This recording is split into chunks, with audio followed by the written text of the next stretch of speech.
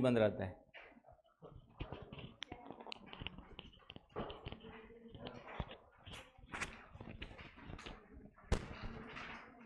चलिए, कल कहाँ पे थे?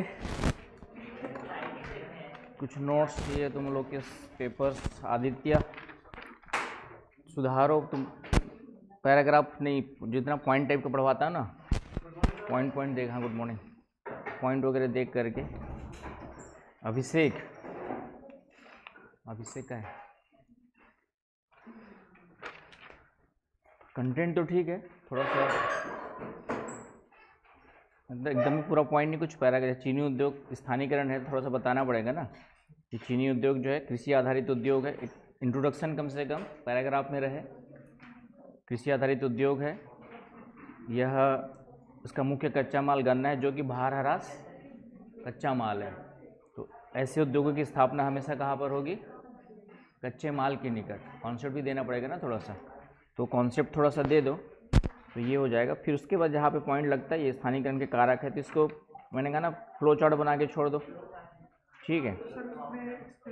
बहुत ज़्यादा ज़रूरत नहीं है, ठीक है। हाँ, जल की उपलब्धता है, जल की आवश्यकता, बाजार, ठीक है, ये तो पता ही कॉमन सेंस है। बाजार है, जलवायु है, तो इसमें थोड़ा सा कि हाँ गन्ने के लिए जो है, गन्ने के उत्पादन के लिए आर्द्र जलवायु ज़्यादा क्या होती है, अनुकूल होती है गन्ने में रस की मात्रा अधिक होने के लिए। तो इस तरीके जहाँ लगे मस्ट है तो वहाँ करना है बस, ठीक है। और फिर दोनों का तुलनात्मक लेना था, तो वस्त्र उद्योग का बता दो, फिर एक लास्ट में तुलना बता दो, ठीक है। इसमें पैराग्राफ शुरू में पैराग्राफ थोड़ा सा, ठीक है। शुद्ध कच्चा माल आधारित उद्योग है तो ये वाला, ठीक है। तो क्वेश्चन तो चीनी उद्योग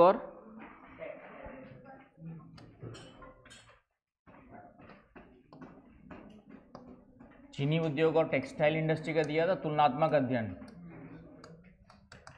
वस्त्र उद्योग का स्थानीयकरण कारकों का तुलनात्मक अध्ययन दिया था, तो इसमें स्थानीयकरण के कारकों का तुलनात्मक अध्ययन करना था। चीनी उद्योग और स्थानीयकरण के कारकों का तुलनात्मक अध्ययन। तो इसमें फिर से मैंने कहा चीनी तुलनात्मक अध्ययन है, तो एक तो पहले बता दो कि चीनी उद्योग की स्थानीयकरण या स्थापना कहाँ पर होती है और क्यों होती है, और साथ ही साथ बता दो फिर आपका कि वस्त्र का स्थानीयकरण और स्थापना कहाँ पर होती है। तो एक चीनी आधारित उद्योग मैंने बताया था कि ये भार ह्रास उद्योग में आता है। ये किसमें आता है आपके जो है, भार ह्रास उद्योग में आता है। और भार ह्रास उद्योग की स्थापना कहाँ पर होती है आपकी जो है, कच्चे माल के निकट, गन्ना क्षेत्र के निकट होती है। तो इस कारण से आज भी जितने भी चीनी उद्योग है वर्तमान में भी कहाँ पे मिलते हैं आपके जो है, गन्ना क्षेत्रों के निकट मिलते हैं। और उदाहरण जरूर देने है ना, उदाहरण आप लोगों को किसी ने नहीं दिया हुआ। जैसे भारत में भी देखेंगे तो गन्ना आधारित क्षेत्र उत्तर भारत में शुरुआत में केंद्रित थे, आज भी मिलते हैं, और वर्तमान में दक्षिण भारत की ओर विस्थापन हुआ है, क्योंकि गन्ने क्षेत्रों का विस्थापन दक्षिण भारत की ओर हुआ है। मैंने कहा ना, जो भी देखो वहाँ पे आपका जो चेक होना है एग्जाम, तो आपके कंटेंट के बेस पे आपकी पर्सनालिटी का टेस्ट होगा कि आपकी समझ कैसी है। तो जो कंटेंट मैंने आप लोग को बताया उसी को आपको यूटिलाइज करना है मैक्सिमम सामने वालों को दिखाते हुए। तो यहाँ पर स्थानीयकरण में एग्जाम्पल के साथ बता दिए। फिर वस्त्र उद्योग, तो वस्त्र उद्योग की स्थापना का कारण क्या बताया था, शुद्ध कच्चा माल आधारित उद्योग है। कपास इसका जो है मुख्य कच्चा माल, और ये क्या है आपका जो है शुद्ध कच्चा माल आधारित उद्योग है। और शुद्ध कच्चा माल की स्थापना, शुद्ध कच्चा माल आधारित उद्योगों की स्थापना कहाँ पर होती है, कहीं पर भी हो सकती है, बाजार के निकट या कच्चे माल के निकट, क्योंकि उतना ही ट्रांसपोर्ट करना पड़ता है, उतना ही आपका जो बाहर क्या करना पड़ेगा, परिवहन करना पड़ता है। तो इस कारण से वस्त्र उद्योग आपके जो है लगभग आज की परिस्थिति में देखेंगे तो सर्वाधिक विकेंद्रीकृत उद्योगों में आते हैं, जैसे बताया था ना मैंने आप लोग को। तो ये सब चीज़ें लिखोगे तब नंबर मिलेगा। और उसके बाद फिर तुलना में यही करना था, क्वेश्चन की जो रिक्वायरमेंट थी तुलनात्मक अध्ययन में, ये स्थानीयकरण के कारक में मेन कारक कच्चा माल के रूप में ही था तुलना। बाकी फिर लास्ट में एक साथ दे सकते हो कि अन्य, बाकी दोनों उद्योगों के लिए अन्य स्थानीयकरण के कारक कॉमन हो जाएंगे। तो इस तरीके से कम शब्दों में आपका आंसर क्या हो जाएगा, कवर हो जाएगा। यहाँ पर जो ये सब दिमाग थोड़ा सा चलाना है वहाँ पर, है ना। क्लास में तो मैंने पढ़ा दिया, सब कुछ करवा दिया, लेकिन क्वेश्चन के रिक्वायरमेंट के अनुसार से उसको कम से कम शब्दों में, कम से कम समय में कैसे को थोड़ा सा माइंड अप्लाई करना, धीरे धीरे सीखना है, और धीरे धीरे ही आएगा, एक दिन में नहीं आएगा।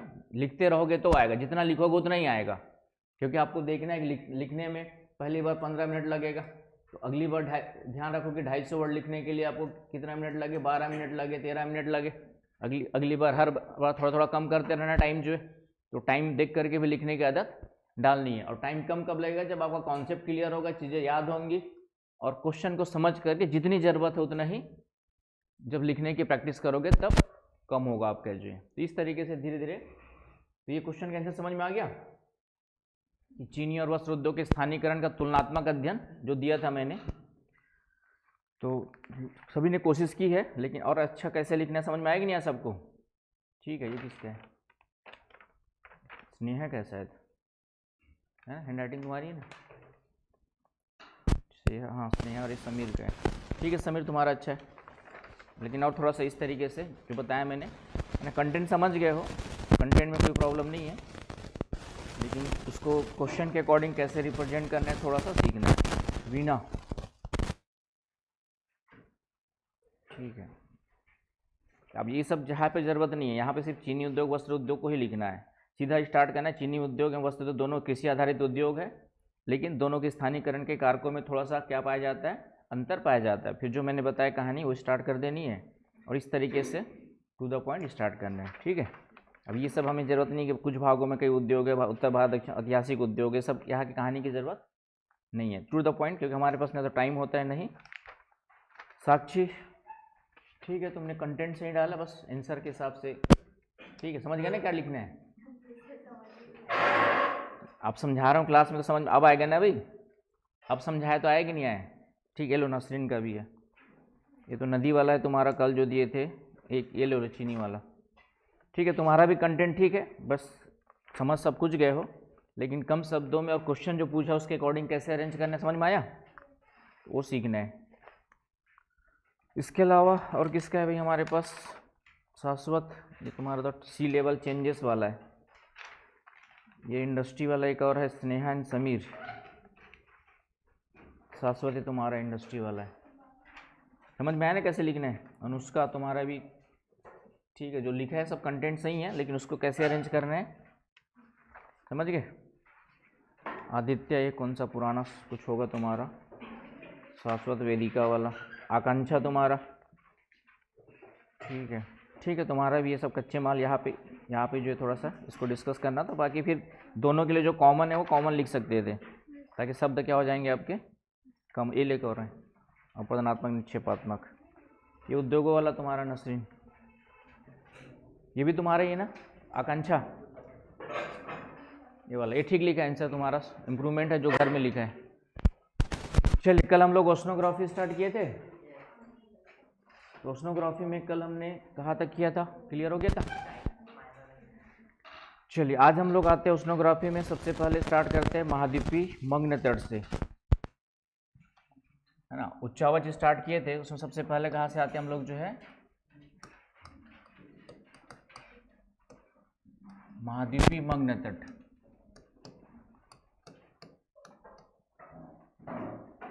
कॉन्टिनेंटल शेल्फ, तो महाद्वीपीय मग्न तट कल मैंने डायग्राम दिखाया था, उसी को थोड़ा सा आपको बनाना है।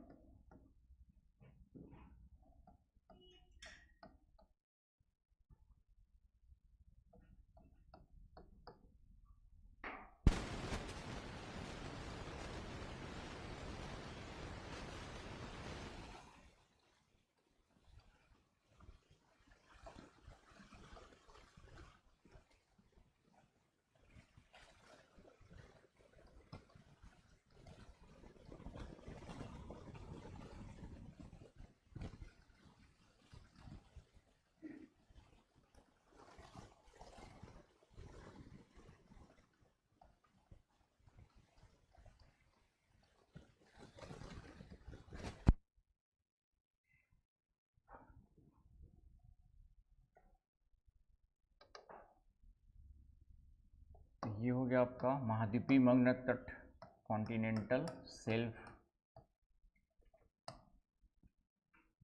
ये हो गया आपका महाद्वीपीय मग्न ढाल, कॉन्टिनेंटल स्लोप।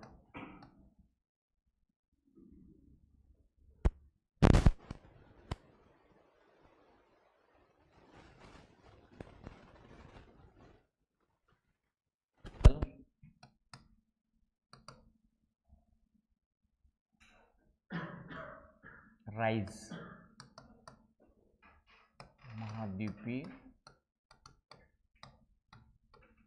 उभार।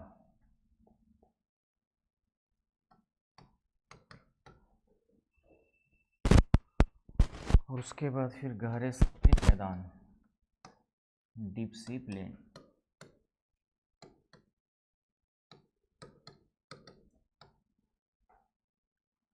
लास्ट में यहाँ पे ट्रेंचेस मिलेंगे।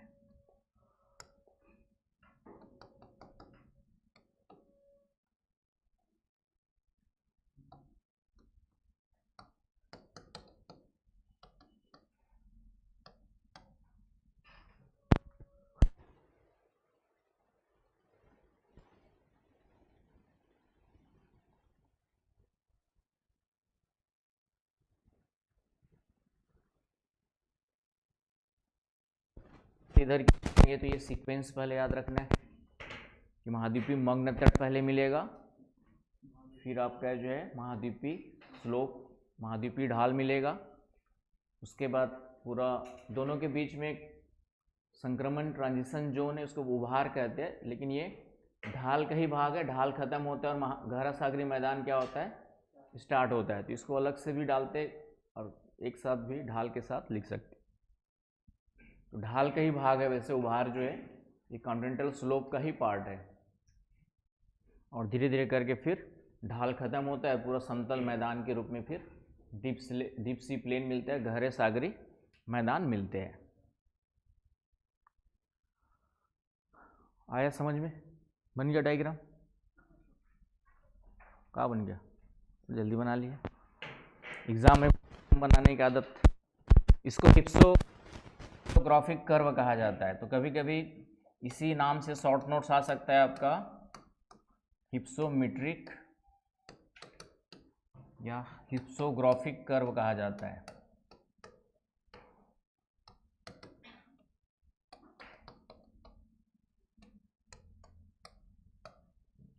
तो ये शॉर्ट नोट्स दे सकता है आपका इसी नाम से। इसके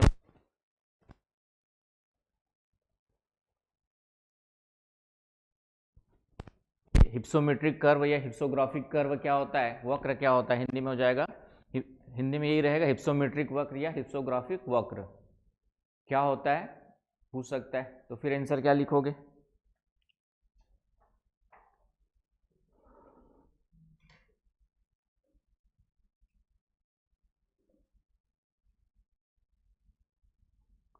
क्या लिखोगे? हिप्सोमेट्रिक वक्र या हिप्सोग्राफिक कर्व के बारे में पूछेगा तो क्या लिखोगे? सीधी सी बात है, इसकी परिभाषा क्या लिखोगे आप? पहले तो इसके बारे में क्या लिखोगे? ये लिखोगे कि आपका महाद्वीपीय तटीय क्षेत्र से लेकर के, महाद्वीपीय तटीय क्षेत्र से लेकर के समुद्र की सतह पर, समुद्र की सतह की ओर जो स्थलाकृतियाँ पाई जाती है, उच्चावच पाए जाते हैं, उसको एक वक्र के द्वारा, एक कर्व के द्वारा दिखाया जाता है, प्रदर्शित किया जाता है। उस कर्व को, उस वक्र को क्या बोलेंगे हम लोग जो है? हिप्सोग्राफिक वक्र या कर्व बोलेंगे। आ रही बात समझ में? लिख लो एक लाइन परिभाषा। शकल सूरत देख के तो नहीं लग रहा कि लिख लोगे। लिखो। आपका जो है से महाद्वीपीय तटीय क्षेत्रों से प्रारंभ कर, महाद्वीपीय तटीय क्षेत्रों से प्रारंभ कर, इंग्लिश वाले ट्रांसलेट करते रहेंगे, महाद्वीपीय तटीय क्षेत्रों से प्रारंभ कर समुद्री या महासागरी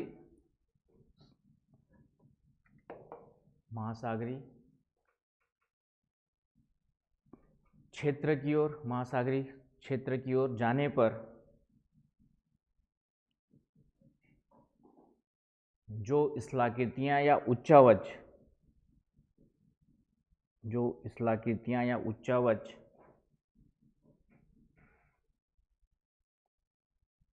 मिलती है उसे एक ग्राफ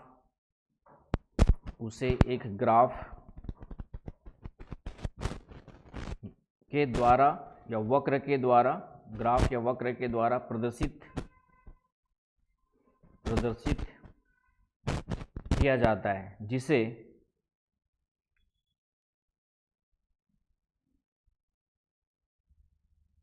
जिसे हिप्सोग्राफिक और हिप्सोमेट्रिक वक्र कहा जाता है, या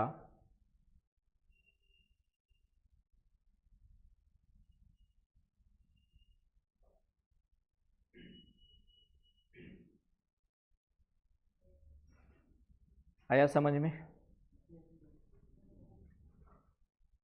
इंग्लिश वाला ट्रांसलेट कर लिए?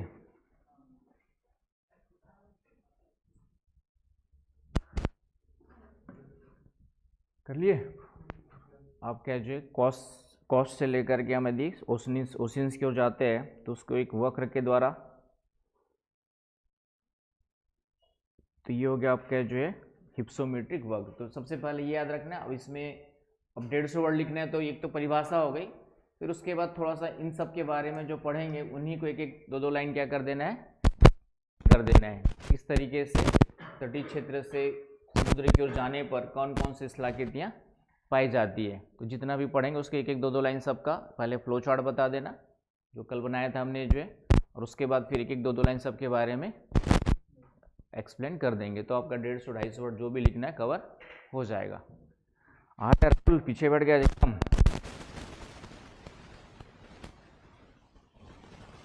सब दिखते हैं।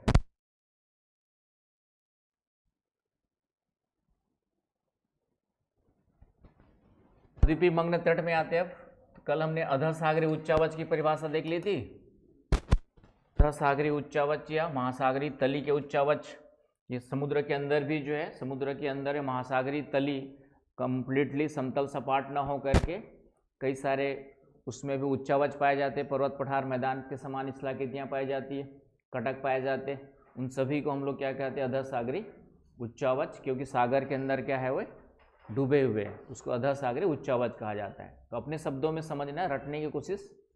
अधसागरीय सागर के अंदर पाए जाने वाले उच्चावच, इतने से समझ गए। और उच्चावच पाए जाते उसको हम लोग स्टार्ट कर ही रहे। तो आज है आपका सबसे पहला मग्न तट, है ना। मग्न तट ही बोल देते हैं, वैसे पूरा इसको हम लोग कहते हैं महाद्वीपीय मग्न तट कहते हैं, महासागरीय मग्न तट नहीं कहते। यदि हम इसको देखेंगे तो क्या कहते हैं, कॉन्टिनेंटल शेल्फ कहते हैं, महाद्वीपीय मग्न तट। तो महाद्वीपीय मग्न तट क्यों कहते हैं, क्योंकि ये महाद्वीपों का ही विस्तार है जो सागर के अंदर क्या है, डूबे हुए हैं। तो इसके बारे में बस एक एक दो लाइन क्या है लिखना है, महाद्वीपीय मग्न तट क्या है, राइट। फिर उसकी थोड़ी सी कुछ विशेषताएं वगैरह, कितना ढाल होता है, कितनी गहराई होती है, एक आध दो लाइन, एक दो पॉइंट्स मिलेंगे वो डाल देने। और फिर उसका हमारे लिए महत्व क्या है, ये तीन चीज़ें याद रखना है जीएस के लिए। इसकी उत्पत्ति अलग से देखेंगे जो ऑप्शनल के लिए जरूरी है, जीएस के लिए जरूरी ओनली फॉर ऑप्शनल। आपके जो है इसकी उत्पत्ति ओनली फॉर ऑप्शनल के लिए, तो ये अलग से क्लास में बताऊंगा, तो जगह छोड़ देना। ऑप्शनल ओनली की उत्पत्ति अलग से देखेंगे। अभी तक पूछा नहीं मग्न तट की उत्पत्ति के बारे में, पिछले 25 सालों में जब से यूपीएससी की एग्जाम हो रही तब से अभी तक ये क्वेश्चन नहीं पूछा है कि महाद्वीपीय मग्न तट की उत्पत्ति वगैरह कैसे क्या हुई है। लेकिन बुक्स में उत्पत्ति के बारे में कुछ अलग अलग विचार दिए गए, इसलिए नहीं पूछा है क्योंकि कोई भी एक विचार मान्य नहीं है, सबने अलग अलग अध्ययन के आधार पर अलग अलग विचार दिए हुए। तो उन्हीं में से कुछ जो थोड़ा सा ज़्यादा एक्सेप्टेड विचार है उसको थोड़ा सा ध्यान में रखेंगे, ताकि कल के दिन में पूछ दे। पूछा नहीं इसका मतलब नहीं कि पूछ नहीं सकता है, क्योंकि उत्पत्ति के बारे में कुछ लोगों ने विचार दिए हैं तो कभी भी थोड़ा बहुत पूछने की संभावना रहेगी। लेकिन अभी तक क्यों नहीं पूछा, उसका कारण वही है कि कोई भी विचार जो पूरी तरह से अच्छे से मान्य नहीं है, तो इस कारण से नहीं पूछा है। तो ये 3-4 चीज़ें ही सब में देखना है। तो क्या है में क्या लिखोगे, अभी बताया मैंने परिभाषा, तो एक लाइन लिख लो। क्या लिखोगे आपके जो है कि महाद्वीपों का ही विस्तार या महाद्वीपीय क्रस्ट का ही विस्तार जो समुद्र के अंदर, समुद्री जल के अंदर डूबे हुए हैं, part of extension of continental crust. अरे बस समझिए, part of extension of continental crust submerge under sea, submerge under sea, तो उसको हम लोग क्या बोलते हैं, इसलिए महाद्वीपीय वर्ड यूज किया गया। आया ना समझ में कि महाद्वीपीय मग्न तट क्यों कहा गया, क्योंकि ये महाद्वीप का ही भाग है जो सागर के अंदर क्या है, डूबे हुए, इसलिए इसको डेटा याद करना है। तो यहाँ पर जो है पूरे महासागर की बात करें, पूरे पृथ्वी पर जितने भी समुद्री क्षेत्र, महासागरीय क्षेत्र अवेलेबल है, तो पूरे महासागरीय क्षेत्रफल का 8.6% मग्न तट मिलते हैं। महाद्वीपीय मग्न तट जो है पूरे महासागरीय क्षेत्रफल का कितना परसेंट है आपका, जो है 8.6%। आ रहा है समझ में, 8.6% आपका जो है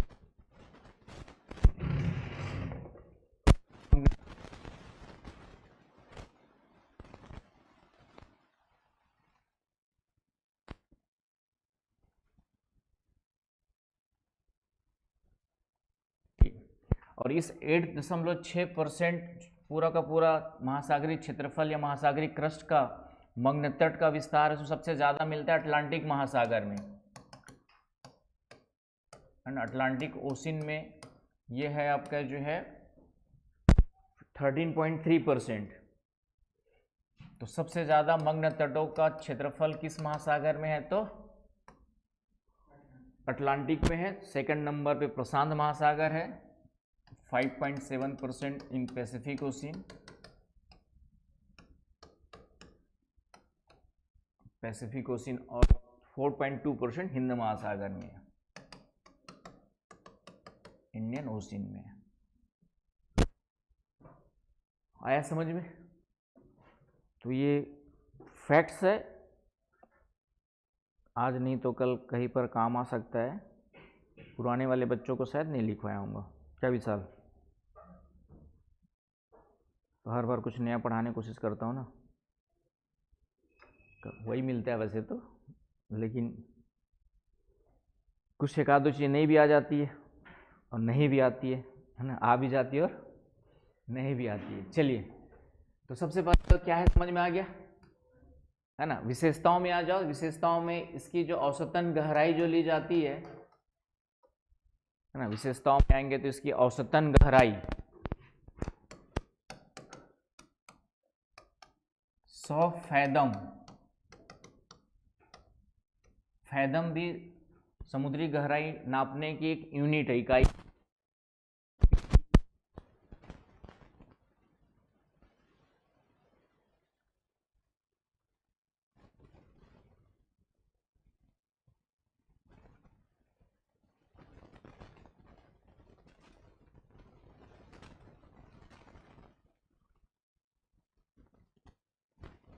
है ना, क्योंकि मुझे एफ याद नहीं आ रहा है, और फै है तो फिर फेदम तो होगा नहीं, एफ ए आई होना चाहिए फिर तो। चेक कर लो एक बार वैसे, क्योंकि जम नहीं रहा है। एफ ए है, आई नहीं है, F A T H U, ठीक है।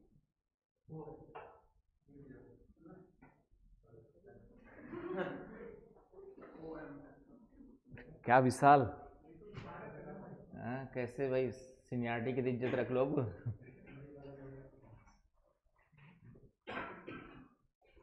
फैदम, ठीक है, क्लियर हुआ। तो सबसे पहली बात, इसकी औसतन गहराई कितनी मानी जाती है, 100 फैदम। एक फैदम में कितना फीट होता है,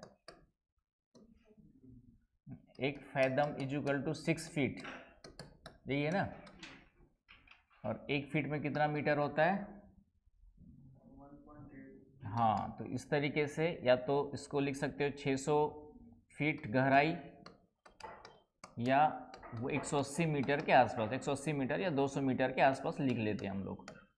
मीटर में देखेंगे तो लगभग कितना मान सकते हो, 200 मीटर के आसपास। आई बात समझ में? तीनों याद रखना है। हालांकि बुक्स में जो कुछ ऑथर्स की बुक्स है अधिकांश में फैदम में ही दिया हुआ, इसलिए फैदम पढ़ाना पड़ता है। मीटर में देखेंगे तो लगभग 200 मीटर के आसपास इसकी औसतन गहराई लेकर के चलते हैं हम लोग। समुद्र की ओर जाएंगे तो आप लोग को बताया था कल मैंने, जब समुद्र में हम लोग अंदर घुसते हैं तो दूर तक थोड़ा सा एक ज़्यादा गहराई वाला क्षेत्र नहीं मिलता है, तो वो पूरा जितने दूरी तक गहराई कम वाला क्षेत्र होता है उसी को हम लोग क्या कहते हैं, आपके जो है मग्न तट कहते हैं। आगे बस समझ में? तो ढाल इसकी बहुत कम होती है, इसकी जो ढाल है, स्लोप है, तो औसतन ढाल या इसकी जो एवरेज स्लोप है 1 डिग्री से 3 डिग्री। ढाल मतलब ये वाला ढाल कैसे नापेंगे, खड़ा लाइन एकदम फ्लैट लाइन है, समतल लाइन है, जीरो ढाल होगा, है ना। इसी को थोड़ा सा तिरछा कर देंगे, इस तरीके से खींचा हुआ है तो ढाल 1 डिग्री हो सकता है, मान लेते यहाँ से यहाँ तक खड़ा कर 1 डिग्री, बढ़ते जाएगा तो 2 डिग्री, और बढ़ते जाएगा तो सीधा हो गया तो 90 डिग्री। समझ गए ना भाई? तो ऐसी होगा। तो इसकी ढाल बहुत कम है, 1 से 3 डिग्री का मतलब लगभग समतल के समान ही रहेगा ना, एकदम समतल भी नहीं है, थोड़ा सा ढाल इस तरीके से आपका रहेगा। तो 1 से 3 डिग्री तक इसकी ढाल रहती है। अब यहाँ पे नेक्स्ट आते हैं मग्न तटों की चौड़ाई। तो औसतन चौड़ाई जो लिया गया है ना, ये बुक्स में अलग अलग हो सकता है। समिंदर सिंह के हिसाब से 48 औसतन चौड़ाई जो है ये लगभग 48 किलोमीटर के आसपास लिया गया है। लेकिन ये डेटा मैंने कहा चौड़ाई रेंज भी दिया होगा तो 40 से 50-60 किलोमीटर के बीच में रहेगा ना। औसतन चौड़ाई 48 किलोमीटर के आसपास आपका जो है, तो रेंज वगैरह देखेंगे तो 40 से लेकर 60 किलोमीटर तक के बीच में रेंज लिख सकते हो। मग्न तटों की जो चौड़ाई है वो औसतन 40 से 60 किलोमीटर के बीच मिलती है, ऐसा कह सकते हो। आ रही बात समझ में? लेकिन जो चौड़ाई है वह सभी जगह समान नहीं होती, कहीं पे चौड़ाई ज़्यादा होती, कहीं पे कम होती है, राइट। तो यहाँ पर एक पॉइंट इंपॉर्टेंट है जो प्रीलिम्स वगैरह में पूछ सकता है कि जो चौड़ाई है, मग्न तटों की जो चौड़ाई है वह तटीय उच्चावचों पर निर्भर करता है, तटीय उच्चावचों पर निर्भर करता है, या तटीय उच्चावचों पर it depends on coastal reliefs. बताऊंगा कैसे करता है। एक पॉइंट इंपॉर्टेंट लिख लो यहाँ पे कि जो मग्न तटों की जो चौड़ाई है तटीय उच्चावचों पर निर्भर करता है, डिपेंड्स ऑन कोस्टल रिलीफ्स। कैसे करता है उसको समझिए। अब चलो आगे, लिख लिया। अब यहां पर मान लेते हैं कि तटीय क्षेत्र में ऊंचे ऊंचे पर्वत है, तो मग्न तट की चौड़ाई कम होगी कि ज्यादा होगी, बताओ। दिमाग लगाओ, कॉमन सेंस लगाओ, पहले तो कम होगी, है ना, क्योंकि ऊंचे ऊंचे पर्वत है तो पर्वतों का किनारे वाला भाग डूबेगा तो बहुत ज़्यादा चौड़ाई तो बन ही नहीं सकती है, ढाल अधिक है वहाँ पे जो। तो इस तरीके से यदि तटीय क्षेत्रों में अधिक ऊंचाई वाले स्थलाकृतियाँ हैं, पर्वत हैं, तो चौड़ाई क्या हो गई, कम हो गई। और यदि तटीय क्षेत्रों में समतल मैदान है ना, तटीय क्षेत्रों में इस तरीके से समतल मैदान मिलते हैं तो उतना ही मग्न तटों की चौड़ाई भी क्या होगी आपकी जो है, ज़्यादा होगी। तो इसी को हमने यहाँ पे क्या लिखा हुआ है कि तटीय उच्चावचों पर चौड़ाई पर किसका नियंत्रण है, किस पे निर्भर करते हैं आपके जो है, कोस्टल रिलीफ पे। तो यहाँ पे लिख लीजिए तटीय क्षेत्रों में यदि पर्वत होंगे, तटीय क्षेत्रों में यदि तटीय उच्चावच पर्वतीय है तो मग्न तट की चौड़ाई क्या होगी आपकी जो है, चौड़ाई कम होगी। और तटीय क्षेत्र समतल मैदानी क्षेत्र है तो चौड़ाई क्या हो जाएगी आपकी जो है, अधिक हो जाएगी, बढ़ेगी।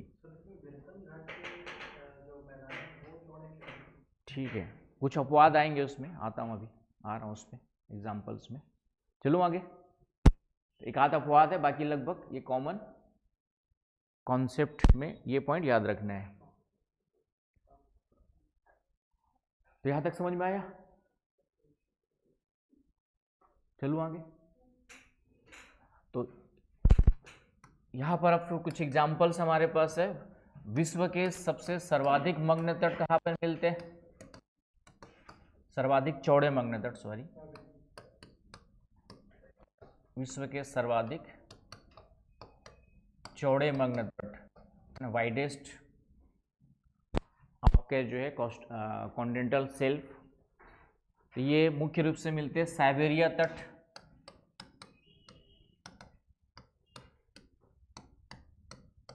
यहाँ पर मिलेंगे सर्वाधिक चौड़े साइबेरिया तट। समझ गए? ऊपर जो रसिया वाला इलाका है, तो इधर ऊपर जाएंगे तो समतल क्षेत्र, तो यहाँ पर आपके जो है साइबेरिया, ये वाला रसिया का जो बीच वाला इलाका है, ये पूरा का पूरा क्या कहलाता है? साइबेरिया तट कहलाता है, जहाँ पे ठंडी में -68 डिग्री सेंटीग्रेड तक टेम्परेचर चला जाता है। समझ रहे हो? अभी तुम लोग कितने डिग्री में हो? समझ में आया? 27 में? 27 नहीं होगा, कम हो गया। तो साइबेरिया तट एक किसका भाग है? तो आर्कटिक महासागर, इसका भाग है तो आपका जो है आर्कटिक महासागर।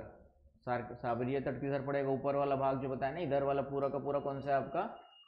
आर्कटिक ओशियन का पार्ट है। इस वगैरह में फैक्ट्स के रूप में या कॉन्सेप्ट के रूप में कह दिया रहेगा कि विश्व के सर्वाधिक चौड़े मग्न तट आर्कटिक महासागर में मिलते, साइबेरिया तट के साथ साथ मिलते। तो स्टेटमेंट क्या होगा आपका? सही होगा। क्यों मिलते पूछेगा तो बताओ। हाँ, क्योंकि तटीय क्षेत्र, तटीय भागों में यहाँ पे लगभग प्लेन एरिया से समतल क्षेत्र है, उच्चावच नगण्य है, समतल मैदान मिलते हैं, समतली क्षेत्र मिलते हैं। आ रही बात समझ में? इस कारण से उन क्षेत्रों में मग्न तट चौड़े पाए जाते हैं। आ गई बात समझ में? नहीं, इसके अलावा कुछ और मग्न तट चौड़े तो यहाँ पे है ही है। इसके अलावा चौड़े मग्न तट और कहाँ कहाँ पाए जाते हैं? तो आपका ग्रीनलैंड के दक्षिण में, ग्रीनलैंड के दक्षिण में आपका जो है लेब्राडोर सागर, वहाँ पर एक सागर देखेंगे अभी, लेब्राडोर सागर। एटलस भी खोल के रख लेना। ग्रीनलैंड के दक्षिण में लेब्राडोर सागर वगैरह में आपका पूर्वी ग्रीनलैंड तट पर, पूर्वी ग्रीनलैंड क्षेत्र में यहाँ पे सब चौड़े मग्न तट मिलते हैं। पूर्वी ग्रीनलैंड क्षेत्र या ग्रीनलैंड के पूर्व में। आ रही बात समझ में? तो ये उत्तर पश्चिम अटलांटिक महासागर के भाग होंगे। ये आपके क्या होते हैं? उत्तर पश्चिम अटलांटिक महासागर के भाग है। समझ पा रहे हो? कहाँ पर है ये? इतना तो याद हो गया होगा अभी तक। यहाँ पे ग्रीनलैंड है ना, ये आपका यूएसए, इधर कनाडा। तो ये वाला पूरा क्षेत्र जो है, यहाँ पे चौड़े मग्न तट मिलते हैं। इधर भी आपके चौड़े मग्न तट मिलते हैं। आया समझ में? ये ग्रीनलैंड है कि नहीं भाई? ये ग्रीनलैंड एक तो बड़ा, सबसे विश्व का सबसे बड़ा आइलैंड है ग्रीनलैंड। जो नए बच्चे हैं उनके लिए, पुराने को तो पता हो गया होगा। तो यहाँ पर चौड़े मग्न तट मिलते हैं। क्लियर हो गया? दूसरा, इधर प्रशांत महासागर के तट के साथ साथ आपका कहाँ पर? जापान, उधर पूर्वी क्षेत्र में आपका जो जापान के पूर्वी क्षेत्र में प्रशांत महासागर के साथ साथ उत्तर पश्चिम प्रशांत महासागर लिख लो। उत्तर पश्चिम प्रशांत महासागर में नॉर्थ वेस्ट पैसिफिक ओशियन में चौड़े मग्न तट मिलते हैं, जापान और उधर रसिया की ईस्टर्न साइड में फिर से उत्तर पश्चिम प्रशांत महासागरीय क्षेत्रों में। तो यहाँ पे चौड़े मग्न तट पाए जाते हैं। आया समझ में? इसलिए वो मछली फिशेस ग्राउंड भी है बहुत बड़े वहाँ पे। उसके 2-3 कारण है, देखेंगे। कॉन्सेप्ट क्लियर रखना है, क्योंकि कोई भी क्वेश्चन आएगा, कॉन्सेप्ट क्लियर होगा तभी आप प्रीलिम्स में पास कर पाओगे। मेंस में तो कुछ चीज़ें अपने हिसाब से जितना याद है उतने लिख करके काम चला लोगे, लेकिन कुछ क्वेश्चन जो प्रीलिम्स में आते हैं, कॉन्सेप्ट क्लियर रहेगा उसी बेस पे निकाल पाता है आंसर। तो छोटी छोटी चीज़ें याद रखनी पड़ती है। और जो प्रीलिम्स के लिए याद किया उसी में से मेंस में जितना याद आ जाएगा उससे ही काम चल जाएगा। चलूँ आगे। चौड़े मग्न तट समझ में आ गया। कहाँ कहाँ पे मुख्य रूप से उत्तर भारत उत्तरी गोलार्ध में मिलते हैं, नॉर्थर्न में खास करके कहाँ पे मिलते हैं? सबसे सख्त मग्न तट है आपका कहाँ पर है विशाल?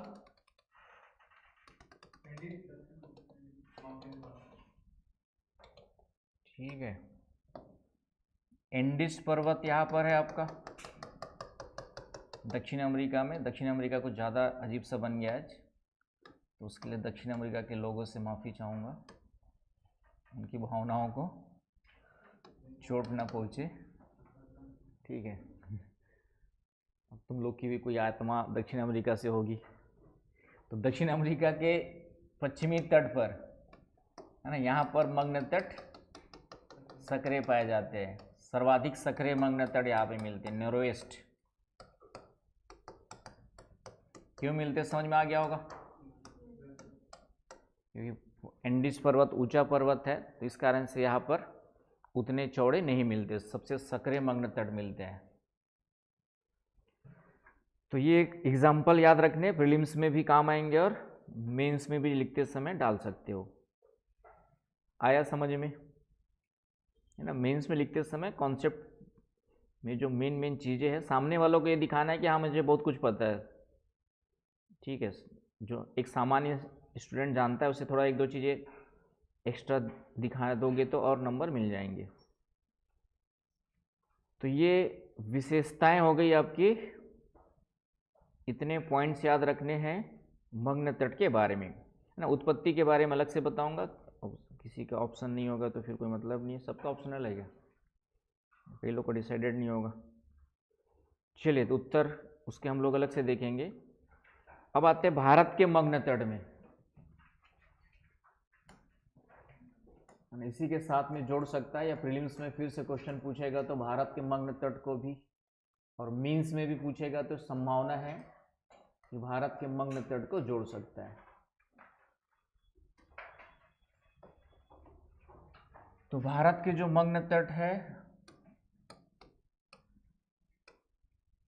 पश्चिमी मग्न तट है और पूर्वी मग्न तट है। पूर्वी तट के साथ साथ मग्न तट मिलता है और पश्चिमी तट के साथ साथ मग्न तट मिलते हैं। तो यहाँ पर पश्चिमी मग्न तट की चौड़ाई जो है ज़्यादा है पूर्वी मग्न तट की तुलना में। यही क्वेश्चन आपका भी पूछा हुआ है, और ये थोड़ा सा अपवाद दिखेगा क्योंकि यहाँ पे वेस्टर्न घाट है, पूरा का पूरा क्या है यहाँ पर जो है वेस्टर्न घाट है। तो जो लिखा था हमने कि पर्वतों के साथ कुछ अपवाद भी मिलते हैं, इसमें अपवाद में ये आ जाता है वेस्टर्न घाट के साथ साथ जो मिलने वाला एक्सेप्ट कुछ ऐसे पार्ट्स मिलेंगे। तो अपवाद का भी कारण हो भी सकता है, नहीं भी हो सकता है अपवाद के, लेकिन यहाँ पे कारण ये है कि इस मग्न तट का जो निर्माण हुआ है वह पहले अफ्रीका वगैरह, यहाँ पर अफ्रीका के साथ जुड़ा हुआ था। तो जब ये दोनों टूट करके अलग हुए तो ये वाला भाग क्या हो गया, नीचे धंस गया। तो इस कारण से यहाँ पे मग्न तटों की चौड़ाई क्या मिलती है। और जो पश्चिमी घाट है ये शुद्ध पर्वत नहीं, ये बताया था मैंने, ये क्या है आपका भ्रंश कगार का उदाहरण है। वेस्टर्न घाट क्या है आपका जो है फॉल्ट स्कार्प का उदाहरण है। और भ्रंश कगार कैसे बनते मैंने बताया था, कोई पोर्शन नीचे चला गया, टूट करके नीचे आ गया तो ये वाला भ्रंश कगार बनेगा। तो चूंकि ये टूट करके नीचे ये वाला भाग है जिसकी चौड़ाई क्या होगी, फ्लैट है आपका जो है, तो चौड़ाई वहाँ पे ज़्यादा मिलती है। तो इस तरीके से अपवाद स्वरूप कुछ क्षेत्रों में तो यहाँ पे जो है बनने की प्रक्रिया के कारण से, ये पॉइंट याद रखना, पश्चिमी मग्न तट की चौड़ाई ज़्यादा है पूर्वी मग्न तट की तुलना में, है ना।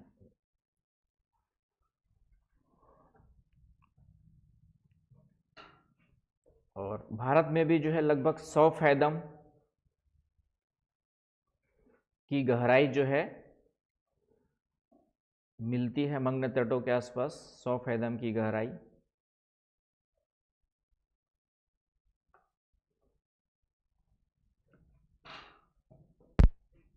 फैदम की गहराई इसमें भी लेके चलते हैं हम लोग भारत में भी। पश्चिमी मग्न तट का निर्माण कैसे हुआ, भ्रंशन क्रिया के कारण से। भ्रंशन क्रिया से निर्मित, और पूर्वी बंग तटों का निर्माण जो हुआ है मुख्य रूप से नदियों के द्वारा निक्षेपण से हुआ है, नदियों के निक्षेपण से।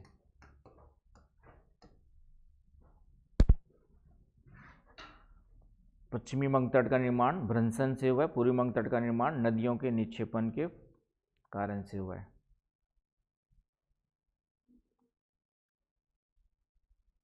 आ गई बात समझ में? तो इतना चीजें याद रखना है आपको आज के लिए मग्न तटों के बारे में, ठीक है। उत्पत्ति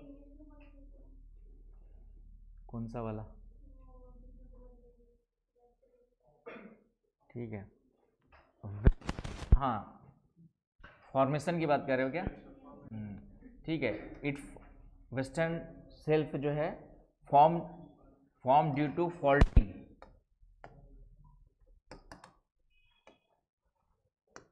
formation of western coastal shelf due to, it may be due to faulting process या faulting से बना हुआ है। और ये जो है eastern shelf form due to deposition of sediments carrying by rivers, deposition of sediments carrying by rivers, carrying by rivers. तो ये दो चीज़ें याद रखनी है। तो सेल्फ के बारे में, महाद्वीपीय मग्न तट के बारे में इतनी इन्फॉर्मेशन आपके जीएस के पॉइंट ऑफ व्यू से मोर देन सफिशिएंट है। हालांकि अभी तक सेल्फ को लेकर के बहुत ज़्यादा क्वेश्चन वगैरह आपके एग्ज़ाम में, प्रीलिम्स में और मेंस में ऐसा कुछ नहीं पूछा है, बट इतना जानना ज़रूरी है। इतना तो एनसीईआरटी में भी दिया ही होगा, लगभग पढ़ोगे तो लगभग यही चीज़ें एनसीईआरटी में दी होगी। इसका महत्व क्या है? तो चूंकि इसकी गहराई कम है,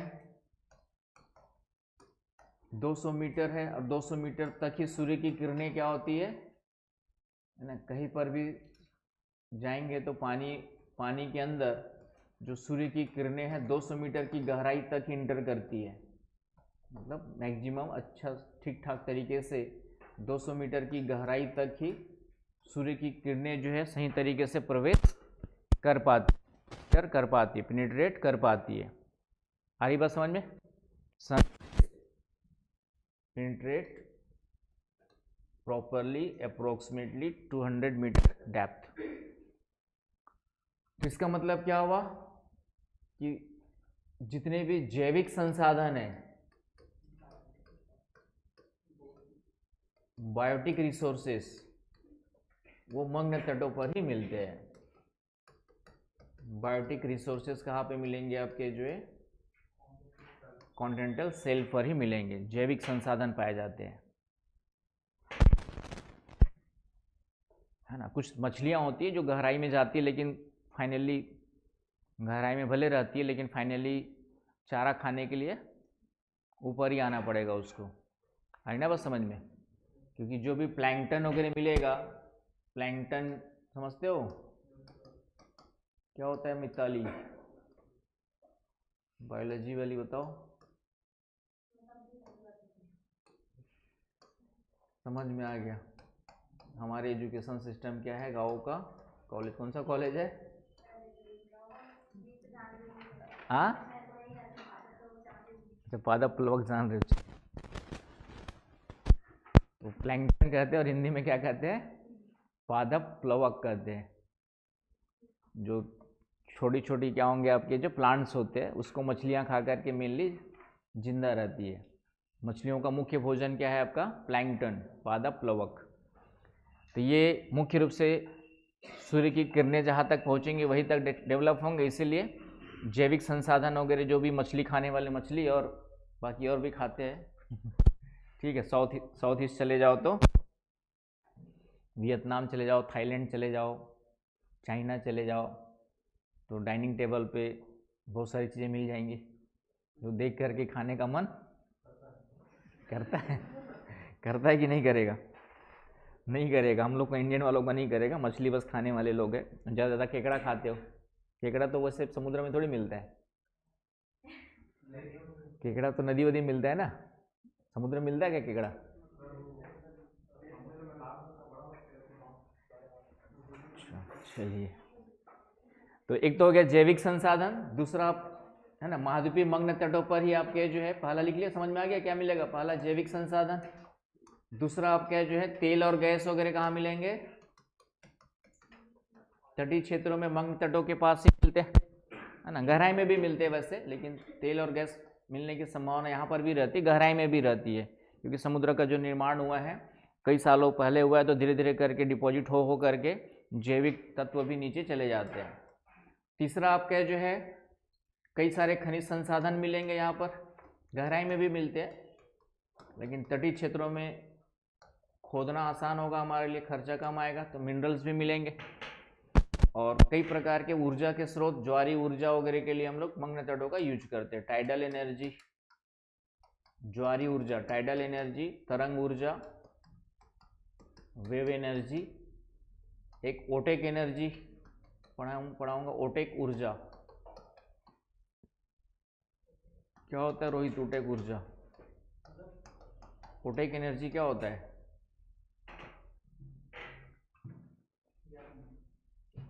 मिसाल बाबू, वो तो टाइडल हो गया यार, ओटेक की बात कर रहा हूँ, ओटेक।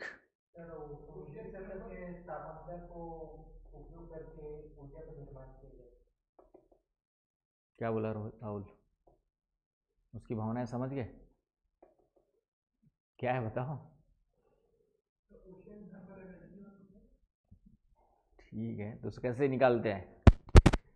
ठीक है, चलिए, ओटेक फुल फॉर्म तो है ओशियन थर्मल एनर्जी कन्वर्सन,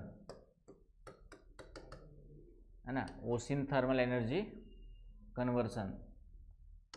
तो बाद में तो पढ़ेंगे फिर से, पुराने लोग कोई नहीं याद है तो नए लोग को बता देता हूँ, तो उनके बहाने 200 मीटर की गहराई तक पानी का तापमान क्या होता है? ज़्यादा होता है। 200 से 1000 मीटर तक, है ना, इसको हम लोग ऊपर पानी की गर्म जल परत कहते, गर्म परत हो गए पानी की, इसको क्या कहते, कौन बताएगा?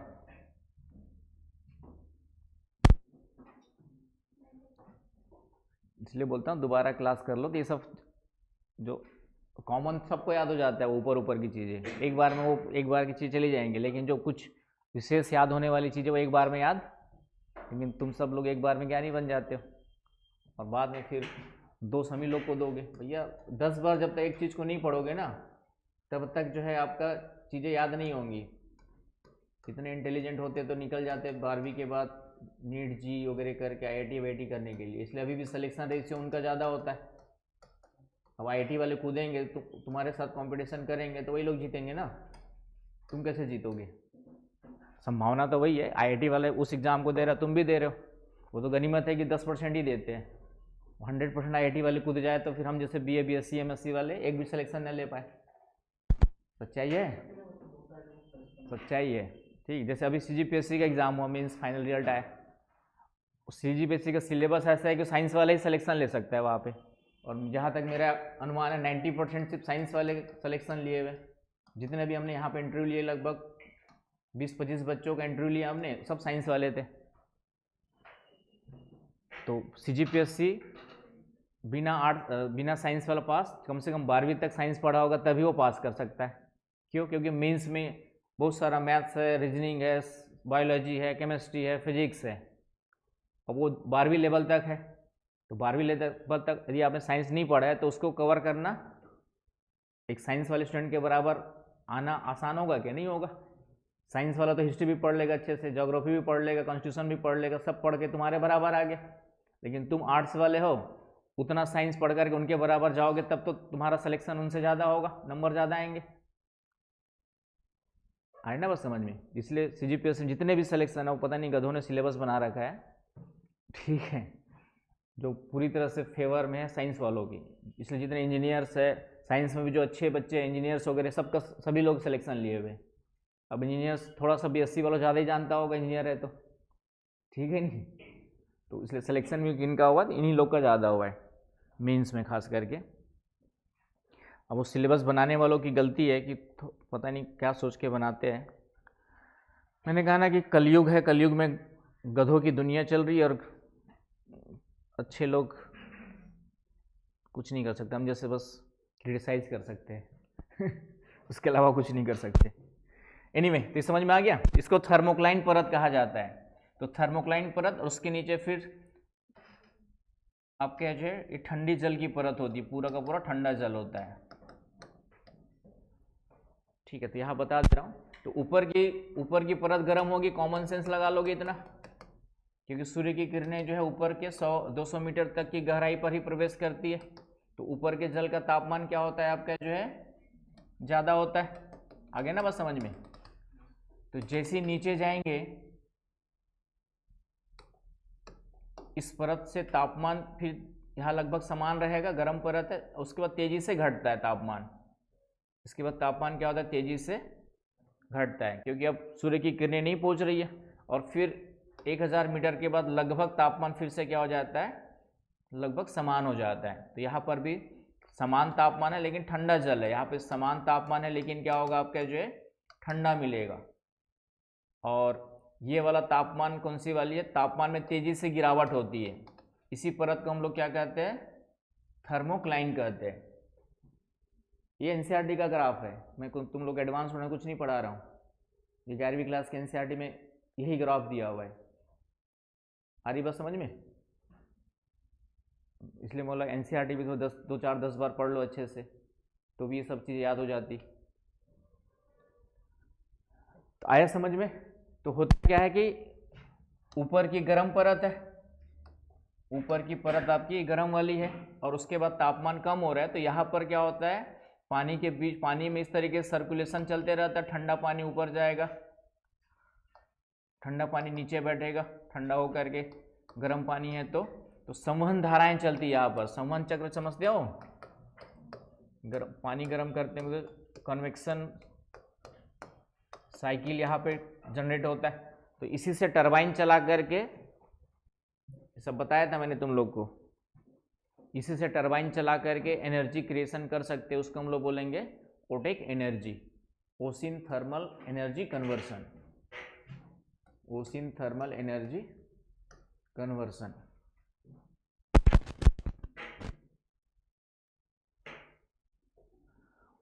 तो ओटेक एनर्जी वगैरह, तो ये सब मग्न तटों के क्षेत्रों में ही ज़्यादा संभावना रहती है, क्योंकि गहराई में जाएंगे तो तापमान क्या हो रहा है, लगभग समान है।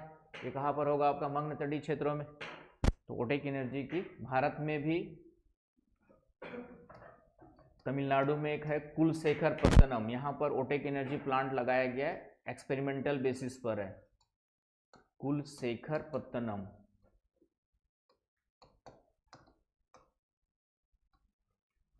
तमिलनाडु में यहाँ पर ओटेक प्लांट है, एक एक्सपेरिमेंटल बेसिस पे है, प्रायोगिक स्तर पर, प्रायोगिक स्तर पर।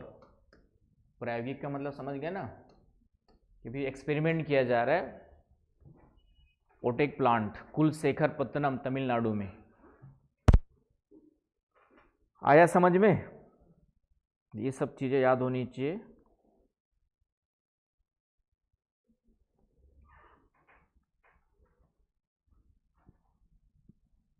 तो ये हो गया आपका, तो ये महत्व में डाल देंगे तो आपका काम हो जाएगा। ये सब महत्व है आपके जो है। और मग्न तटों पर ही बंदरगाह वगैरह बनाए जाते हैं। बंदरगाहों के लिए उपयुक्त स्थान कौन से होते हैं आपके, मग्न तट। तो 5वां पॉइंट डाल देंगे, मग्न तट में बंदरगाह वगैरह, बंदरगाहों के निर्माण के लिए मग्न तटों का यूज किया जाता है, पोर्ट्स।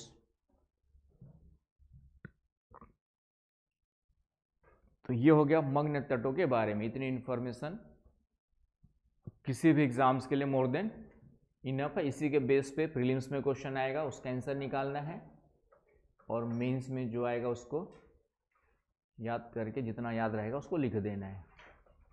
तो उत्पत्ति के लिए जगह छोड़ दो जिनको ऑप्शनल करना है। सैटरडे को एक अलग से जो ऑप्शनल बस के लिए ज़रूरत है वो वाली क्लास एक्स्ट्रा ले लूँगा, ठीक है। तो उत्पत्ति के लिए कम से कम दो पेज छोड़ दो, बैक टू बैक मिला के एक पेज पूरा।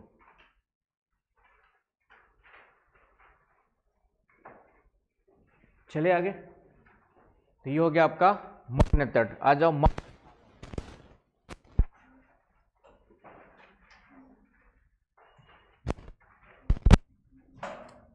आया समझ में सभी को? याद कर लोगे मग्न तट क्या है? मैंने कहा ना, समझ गए तो ज्योग्राफी से आसान नहीं मिलेगा, और नहीं समझे तो फिर, और ऐसी भी ज्योग्राफी स्ट्रांग नहीं कर पाओगे तो प्रीलिम्स पास होना भी मुश्किल है, क्योंकि ज्योग्राफी और एनवायरनमेंट से क्वेश्चन रहते ही रहते हैं, और जितनी अच्छी ज्योग्राफी और एनवायरनमेंट पे पकड़ होगी उतना ही ज़्यादा क्वेश्चंस करके आओगे। मैंने कहा ना, ज्योग्राफी और इकोनॉमी एनवायरनमेंट, ये तीन आपके प्रीलिम्स को डिसाइड करेंगे, ज्योग्राफी, इकोनॉमी एंड एनवायरनमेंट। क्योंकि कॉन्स्टिट्यूशन और हिस्ट्री के क्वेश्चन तो गधे घोड़े सब बराबर ही करेंगे। कॉन्स्टिट्यूशन और हिस्ट्री के जो क्वेश्चंस है वो गधे घोड़े सब के लिए लगभग क्या रहेंगे, उसमें कॉन्स्टिट्यूशन क्वेश्चन गलत किए तो ऐसे ही बाहर हो जाओगे तुम। कॉन्स्टिट्यूशन और हिस्ट्री के जो सरल क्वेश्चंस हैं,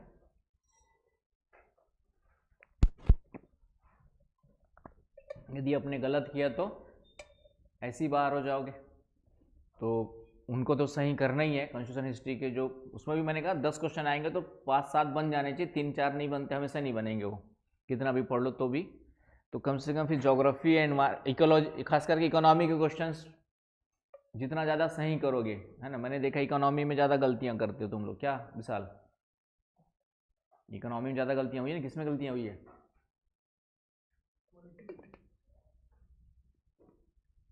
कॉन्स्टिट्यूशन में ज़्यादा गलतियाँ हुई है, हाँ, तो इसलिए बाहर हो गए।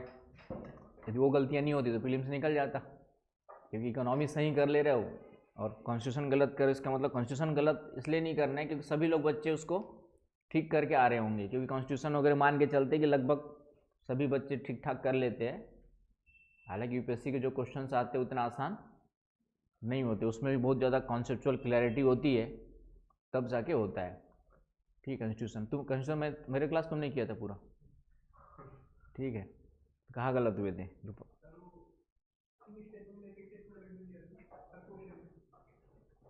ठीक है, हाँ। अध्यादेश बैक डेट से जारी किया जाता है, ठीक है। तो होता है कि नहीं होता है? अब तो होता है, ठीक है। तो अध्यादेश हो गया कानून, जैसे कानून जो होता है, अधिनियम जो बनता है वो तो आगे से लागू होता है।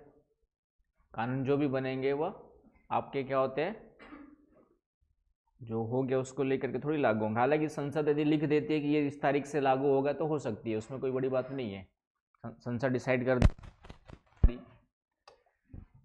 चलिए, तो उसमें थोड़ा देखो कहाँ पे कमियां थी, और लापरवाही मत करो किसी में भी। इकोनॉमी भी स्ट्रॉन्ग करो, कॉन्स्टिट्यूशन भी करो, हिस्ट्री भी करो, और कॉन्सेप्चुअल क्लियरिटी के साथ करो, तब जाके होगा।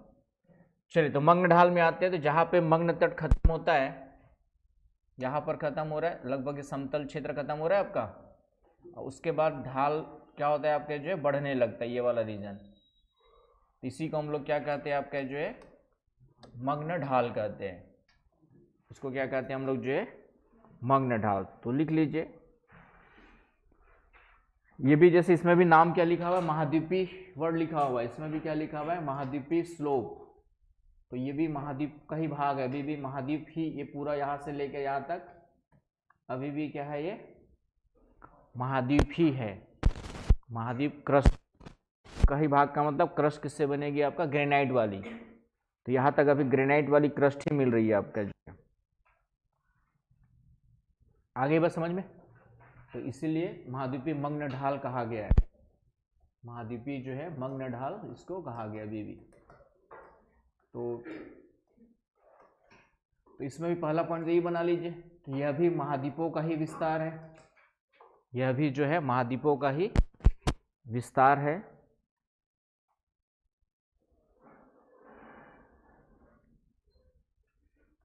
दूसरा पॉइंट, यह महासागर के सबसे अधिक ढाल वाले भाग होते हैं।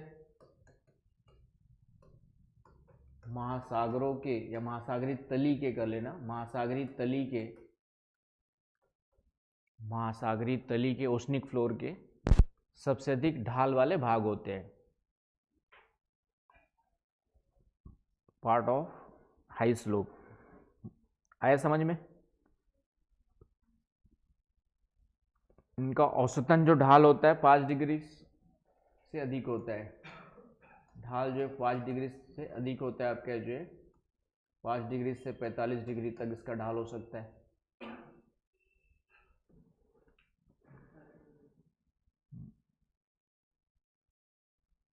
पाँच से 45 तक हो सकता है।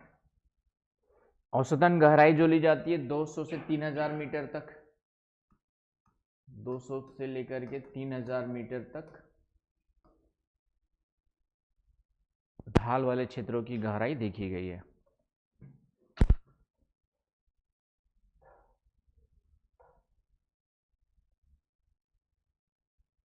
चलूं आगे, क्लियर हुआ? लास्ट कि इन मग्न ढालों पर, जैसे नदी के द्वारा हमारे महाद्वीपों स्थलीय भागों पे कैंयन बनते हैं, कैंयन मिलते हैं ना, गॉर्ज कैंयन मिलते कि नहीं मिलते? तो उसी प्रकार से जो है यहाँ पर आपका जो है गहरी घाटियाँ मिलती है, गहरी खड़ी, इस तरीके से गहरी खड़ी घाटियाँ मिलती है। यहाँ पे जो है गहरी खड़ी घाटियाँ मिलती है, कहाँ पर? इस ढाल में, इस तरीके से ढाल के लंबवत। इसको हम लोग क्या कहते हैं? अंतःसागरी कैनियन कहते हैं, अंतःसागरी कैनियन। तो यहाँ पे क्या लिखोगे आप लोग कि महाद्वीपीय मग्न ढालों पर, महाद्वीपीय मग्न ढालों पर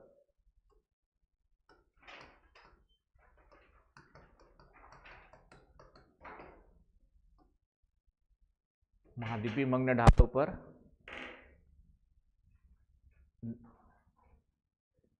गहरी गहरी घाटियां पाई जाती, गहरी खाइयां पाई जाती, खाइयां जो नदी के समान,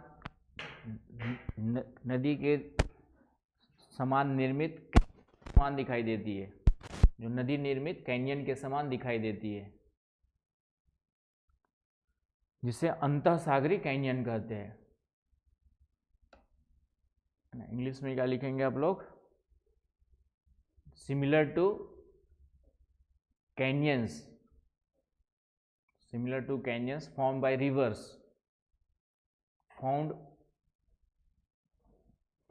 ऑन कॉन्टिनेंट,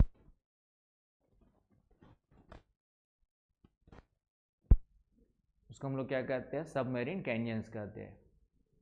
तो यहाँ पे क्वेश्चन आ सकता है अंतःसागरी कैनियन मुख्यतः कहाँ पाए जाते हैं? तो मुख्यतः ढालों पर ही, थोड़ा बहुत मग्न तट पे मिलेंगे, बात अलग है, लेकिन एक नदी के समान कैनियन की जो आकृतियाँ मुख्य रूप से कहाँ मिलती है? आपके जो इसी मग्न ढालों पर मिलती है। आ रही बात समझ में? तो ये प्रीलिम्स वगैरह में, लेकिन मैंने कहा थोड़ा बहुत मग्न भी मिल जाते हैं, लेकिन मुख्य रूप से कहाँ मिलते हैं? तो है ना, कभी ये यहाँ पे जैसे होता है ना कि मग्न तटों पे बिल्कुल नहीं मिलते, यदि लिखा है तो गलत होगा। मुख्य रूप से मिलते हैं मग्न ढालों पर, विस्तार मग्न तटों पर भी मिल जाता है ना। तो ब्रैकेट में लिख सकते हो थोड़ा बहुत विस्तार मग्न तटों पर भी मिल जाता है, क्योंकि यूपीएससी ऐसी क्वेश्चन में फंसाता है, लिख देगा केवल मग्न ढालों पर मिलते हैं। यहाँ तो मैंने लिखवा दिया आप लोग को कि महाद्वीपीय मग्न ढालों पर अंतःसागरी कैनियन पाए जाते हैं, ये लिखवा दिया मैंने। केवल पाए जाते लिख देगा तो इसलिए ब्रैकेट में लिख लो कुछ विस्तार, कुछ क्षेत्रों में विस्तार मग्न तटों तक भी मिलता है, कुछ क्षेत्रों में विस्तार मग्न तटों पर भी मिलता है। समझ रहे हो ना भाई? क्वेश्चन फंसाता कैसे है? जैसे आप नोट्स पढ़ेंगे, बुक्स पढ़ेंगे, तो उसमें क्या लिखा हुआ है कि अंतःसागरी कैनियन या गहरी घाटियाँ, गहरी खाइयाँ कहाँ मिलती है? मग्न ढालों पर मिलती है। मग्न तटों के बारे में कुछ नहीं लिखा हुआ है, तो आप लोग क्या समझोगे कि सिर्फ कहाँ मिलते हैं? मग्न ढालों पर। उसी को स्टेटमेंट दे देगा केवल मग्न ढालों पर मिलते हैं, और आप सोचोगे सही होगा। लेकिन जब उसी का आगे जब कुछ बड़ी बुक पढ़ेंगे तो उसमें लिखा रहता है कुछ विस्तार के क्षेत्रों में मग्न तटों तक भी मिलता है। आया समझ में? तो ये भी ध्यान में रखना है। तो इतने पॉइंट्स याद रखने हैं किसके बारे में? मग्न ढालों के बारे में। तो मग्न ढाल हो गए आपके, ये आपके जो है मग्न ढाल के बारे में हो गया। चले आगे।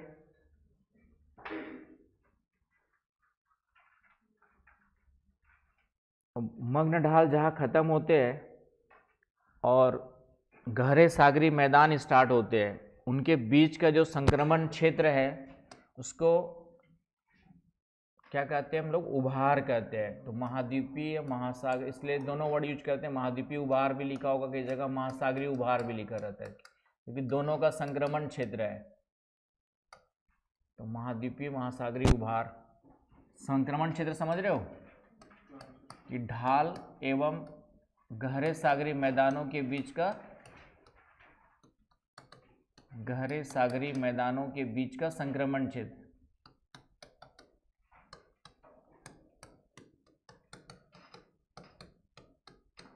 जहाँ पे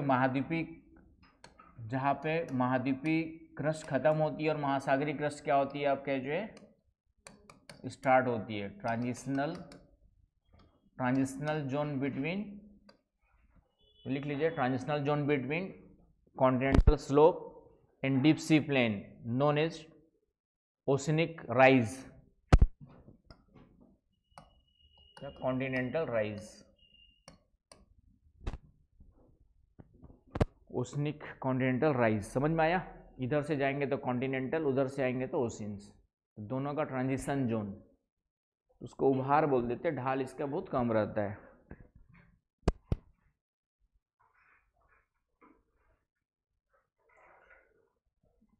ढाल इसका जो स्लोप है 0.5 से 1 डिग्री, इसका जो ढाल है 0.5 से लेके 1 डिग्री के बीच वाला जो क्षेत्र है वो उभार कहलाएगा। गहराई जो है 3000 से लेकर के 2000 से लेके 3000 तक।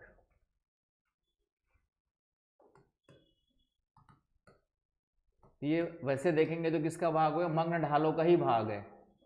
ऐसे देखेंगे तो मग्न ढालों का ही क्या हो गया आपका जो है भाग हो गया। मग्न ढाल जहाँ पे खत्म हो रहे हैं उसी के कंटेक्स्ट में यूज किया गया, तो उभार करके राइज। तो ये पॉइंट भी थोड़ा सा ध्यान रख लेना, कहीं पे काम आएगा। तो यहाँ तक समझ में आ गया अच्छे से? अब आ जाओ, क्या बोल रहे हो? ये राइज वाले, राइज जो मिलता है उसकी गहराई, अरे उभार की गहराई,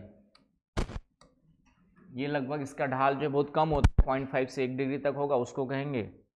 और गहराई जो है, क्योंकि ये क्या हो रहा है, ये वाला भाग खत्म हो रहा है ना, ये ढाल वाला भाग आपका क्या हो रहा है, यहाँ पे खत्म हो रहा है, और इधर मैदान वाला भाग स्टार्ट हो रहा है। तो ये जो कम ढाल वाला भाग है, ये वाला, इसमें ढाल खत्म हो रहा है और धीरे धीरे पूरा मैदान में मिल जा रहा है। तो इस वाले भाग को हम लोग क्या कहते हैं? राइज बोलते हैं, उभार कहते हैं। आया समझ में? तो ढाल इसकी बहुत कम है, 0.5 से 1 डिग्री के बीच, और गहराई 2 से 3000 के बीच लगभग मिलेगी। तो ये उभार के बारे में थोड़ा सा ध्यान रखना है, उभार के बारे में थोड़ा सा। अब आ जाओ सागरी मैदान के बारे में। गहरे सागरी मैदान, डीप सी प्लेन,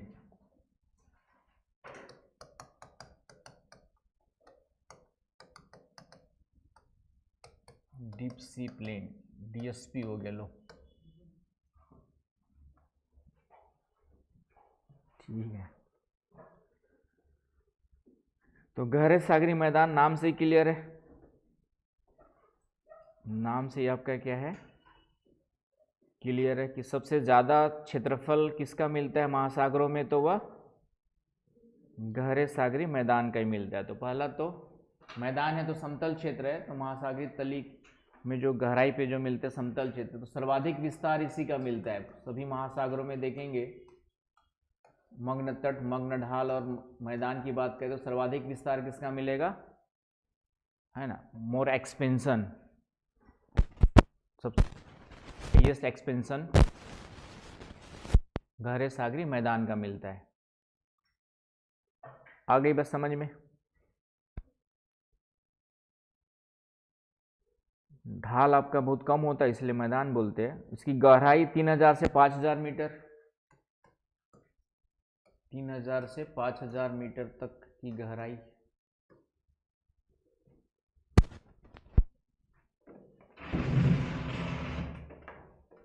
तीन 3000 से 5000 मीटर तक की गहराई। और इसी पे जो है, यहीं पर आपका जो है जितने भी अन्य स्थलाकृतियां हैं, है ना, अन्य स्थलाक उच्चावच जैसे आपका समुद्री पर्वत, सी माउंट, गुयाट, बैंक, समुद्री पर्वत, गुयाट, बैंक, कटक जैसी स्थलाकृतियां पाई जाती है।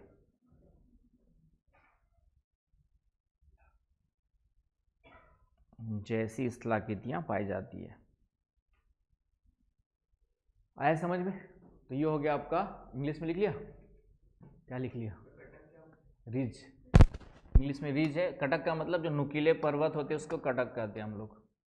इस टाइप के जो नुकीले माउंटेन्स होते हैं, अभी पढ़ेंगे, मिड ओशनिक रिजेस पढ़ाऊंगा, उसमें तो बताया था कटक मिड ओशनिक रिजेस पढ़ाया था ना, जहाँ पे डाइवर्जेंस प्लेट बाउंड्री के थ्रू क्या बनते हैं,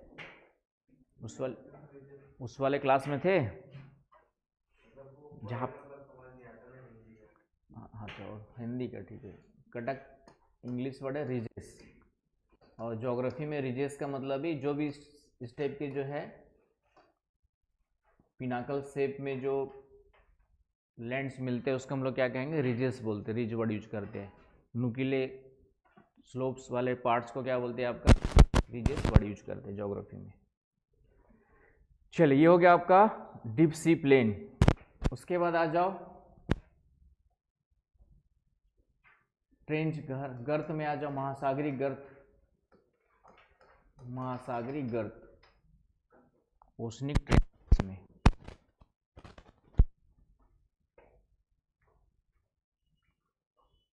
तो गर्त जो है सागर के सबसे अधिक गहराई वाले भाग होते हैं, सर्वाधिक गहराई वाले भाग।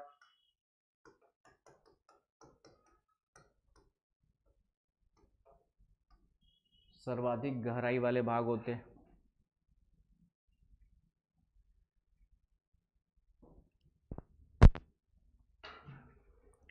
तो अभी तक जो है 57 गर्तों की खोज हुई है, 57 गर्त। इसमें 32 पैसिफिक ओशन में, 19 आपका अटलांटिक ओशन में, और 6 आपका इंडियन ओशन में।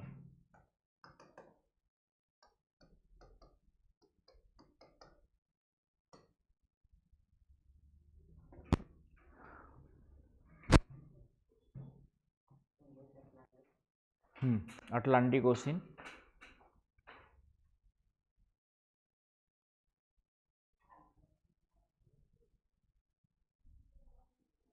तो सबसे अधिक गहरे भाग होते हैं, सर्वाधिक गहराई वाले भाग। इसका निर्माण बताया था मैंने, जहाँ पे दो प्लेटें टकराकर एक प्लेट अंदर जाती है उसको क्या बोलते हैं, सबडक्शन वाले क्षेत्र में इसका निर्माण बताया था। जहाँ पे दो प्लेटें टकराती है, हैवी प्लेट सबडक्ट करती है, क्षेपण होता है, तो वहीं पर क्या होता है, ट्रेंच का निर्माण हो जाता है। कभी उत्पत्ति या ट्रेंच कैसे बनते पूछ दे तो ये प्लेट टेक्टोनिक थ्योरी से जोड़ देना है, फॉर्मेशन ऑफ ट्रेंच। आया समझ में? सबसे गहरी गर्त जानती हैं आप लोग, मेरियाना ट्रेंच कहाँ पर है? इतना ही रटने से काम नहीं चलेगा। पैसिफिक ओशन में कौन से पार्ट में है ना, जापान और फिलीपींस के एटलस लाए, एटलस देख लिया करो।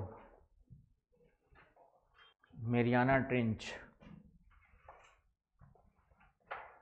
कल मैं बताऊंगा कौन कौन से 2-3 चीज़ें और मैप में पढ़ेंगे, कटक वटक के बारे में भी थोड़ा सा और जानेंगे।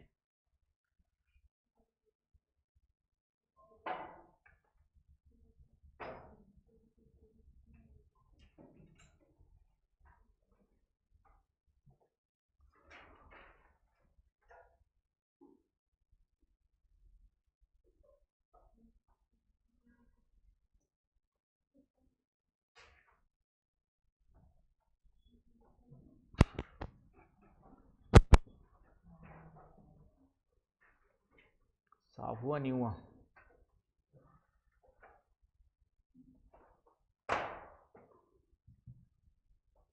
दिख रहा है नाम, दिख रहा है दूर से?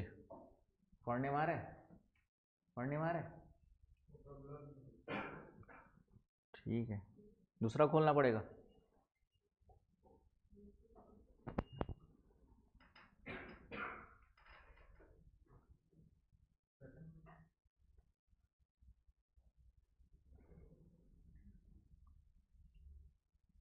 दिख रहा है? चलिए, इधर पैसिफिक ओशन इधर आ जाएगा इसमें। ये आपका भारत इधर है, इधर आपके जापान है, ये फिलीपींस है। तो यहाँ पर आपका ये मेरियाना ट्रेंच यहाँ पर है। ये जापान और फिलीपींस है ना, ये आपका यहाँ पे फिलीपींस वाली कंट्री होगी। इधर एटलस ज़रूर देखना यहाँ पर, इसके दोनों के बीच में ईस्ट में यहाँ पर कौन सा है आपका मेरियाना ट्रेंच। ये पूरा का पूरा मेरियाना ट्रेंच है। और इसमें एक चीज़ और नोट कर लो, इस मेरियाना ट्रेंच के सबसे गहरा जो भाग है उसको चैलेंजर डीप बोलते हैं। ये ट्रेंच तो इस तरीके से पूरा लंबा लंबा हो गया, समझ गया ना, क्योंकि प्लेट अंदर पूरा क्या हो गया आपका मेरियाना ट्रेंच हो गया। और इसका भी सबसे ज़्यादा गहरा वाला जो भाग उसको चैलेंजर डीप कहा जाता है, और इसकी गहराई सबसे ज़्यादा है। तो ये टोटल इसी को हम बोलते हैं 11,022 मीटर गहरा है। तो चैलेंजर डीप भी उसी का पार्ट है। चैलेंजर डीप सबसे डीपेस्ट पार्ट ऑफ, समझ गया। ट्रेंच तो ट्रेंच हो गया आपका एक लंबा पूरा क्षेत्र मिलेगा, गहराई वाला उसको ट्रेंच बोलेंगे। और उस ट्रेंच का जो सबसे अधिक अंदर की ओर गहराई वाला भाग हो गया वो क्या कहलाएगा, डीप कहलाएगा। आया समझ में? तो चैलेंजर डीप, तो ये भी याद रखना है। और यहीं पर कुछ ट्रेंच दिख रहे हैं तो नाम लिख ही लो जब खोल ही गया है। तो पैसिफिक ओशन में इधर आपका देखिए कहाँ पर ये, ठीक है, कौन सा वाला एरिया ये आपका, इधर रसिया सॉरी साइबेरिया अलास्का वाला पार्ट खत्म हो रहा है, इधर रसिया वाला, यहाँ पे अल्यूशन आइलैंड्स है कई सारे। तो ये अल्यूशन ट्रेंच हो गई ये वाली। इस ट्रेंच का नाम दिख रहा है आप लोग को, ये वाला, ये पूरा का पूरा अल्यूशन ट्रेंच है। ये पैसिफिक में आएगा, नॉर्थ पैसिफिक। इसमें हो गया आपका उत्तर प्रशांत महासागर। आ गई बस समझ में? उसके बाद ये 3-4 ट्रेंच और दिख रही। Kuril trench, Japan trench, Japan के ईस्ट में है आपका। यहाँ पे क्यूराइल आइलैंड है, क्यूराइल उसके नाम से क्यूराइल ट्रेंच, जापान ट्रेंच। फिर उसके नीचे मरियाना ट्रेंच, सीक्वेंस वगैरह पूछ सकता है। फिर इधर आपके जो है फिलीपींस ट्रेंच। फिर इधर सबसे नीचे आएंगे तो ये आपका कर्मडेक टोंगा ट्रेंच। मेरियाना के बस दूसरा सबसे गहरा ये वाला है, कर्मडेक टोंगा ट्रेंच। ये किधर वाले पार्ट में पड़ेंगे, वेस्ट वाले पार्ट में।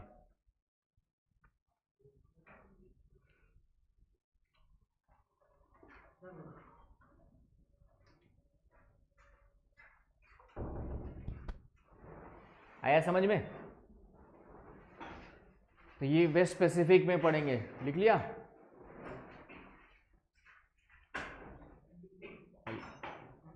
ये आपका न्यू हेब्राइड्स ट्रेंच ये वाला यहाँ पे।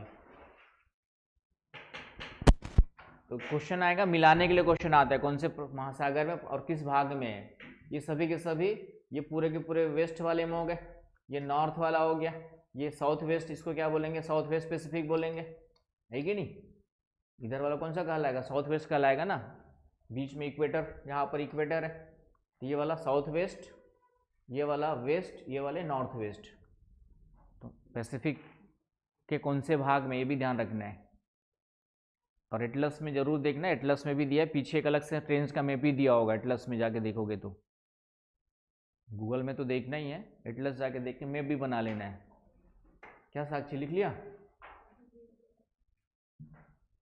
लिख लिया सभी लोगों ने? चलूं आगे।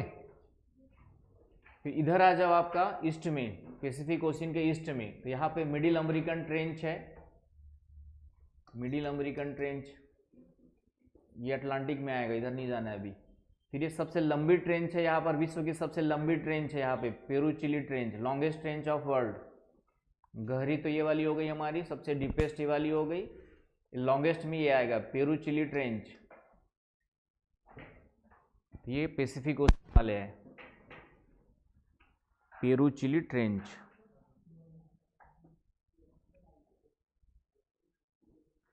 लॉन्गेस्ट ट्रेंच ऑफ वर्ल्ड कहाँ पर है? एंडीज तट के साथ साथ south American western coast, western तट पे। आया समझ में? उदित बाबू, तेजस्वी भी तो आया था क्या? तेजस्वी नहीं आया, गायब है, छोड़ दे तुम। बीच बीच में कभी कभी आते हो ना, तो कल आए थे। हाँ तो वही हुआ ना, बीच बीच में नहीं आते हो तो इसलिए बीच बीच में आ जाते हो कभी कभार। अच्छा, रेगुलर आते हो, कम बीच बीच में नहीं आते हो।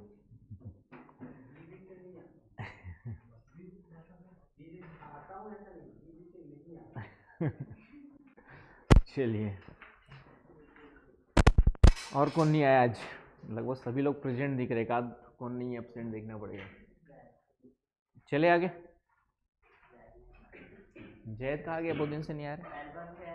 हाँ, मेलबोर्न गए शादी में, खुद की करने की दूसरे कराने। ठीक है चलो, तो ये लिख लिया आपने, ये पैसिफिक ओशियन के हो गए। इसमें आ जाओ, एक आध दो जो है अटलांटिक ओशियन में लिखो, अटलांटिक ओशियन में आ जाओ। तो अटलांटिक ओशियन में ये है आपका प्यूर्टो रिको ट्रेंच, कैरिबियन सागर में पड़ेगा ये, अटलांटिक ओशियन के कैरिबियन सागर में,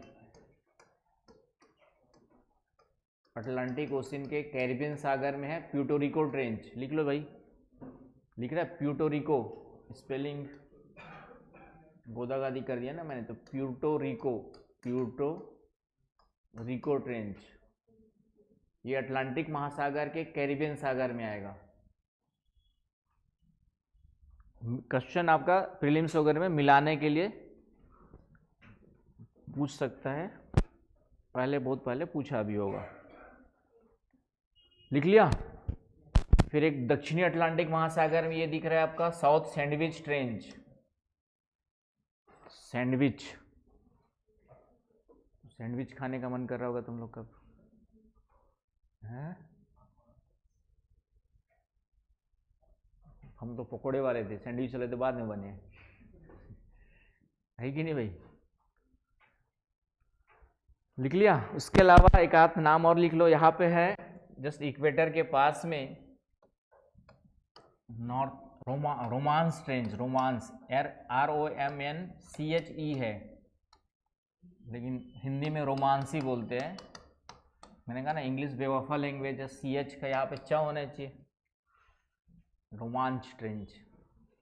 तो ये इक्वेटर के पास में है,